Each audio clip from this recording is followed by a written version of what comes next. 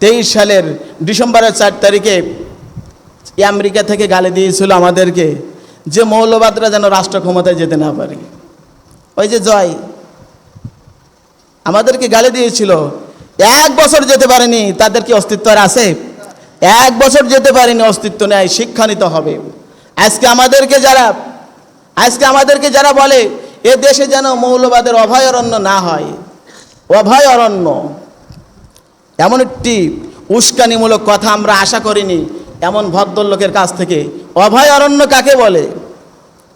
নিরাপদ বসবাসের আশ্রয়স্থলকে অভয়ারণ্য বলা হয়। কি বলা হয়?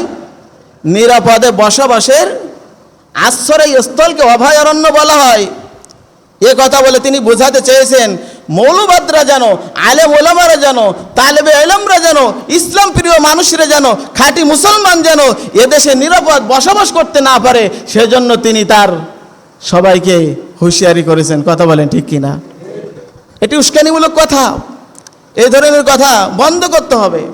কিছুদিন আগে একজন আমাদেরকেও একই কথা বলেছিলেন যে আমরা আল্লাহর পক্ষে লড়াই করে আমরা যেন সুস্থ শরীরে বাড়ি ফিরতে না পারি। এই ধরনের উস্কানিমূলক কথা মৌলবাদরা কখনো বলে না।